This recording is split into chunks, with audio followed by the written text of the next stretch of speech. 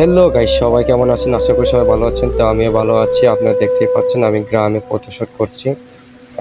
আমার ননদের এবং মাসিদের। প্রথমে কিটলেস দিয়ে আমি ফটোশুট করে দেখছিলাম যে কীরকম ছবিটা আসে। তবে সুন্দর এসেছে তো, কিন্তু দুঃখের বিষয় আপনাদেরকে দেখাতে পারছি না। আর আমার ক্যামেরাম্যান ছিল আমার ছোট ভাই দিবস। আমি তাকে বলেছিলাম ভালোভাবে ভিডিও করতে, কিন্তু সে ভালোভাবে ভিডিও করে নাই। আর ইতিমধ্যে দেখতে পাচ্ছেন আমি কিটলেস খুলে আমি লেন্স লাগিয়েছি।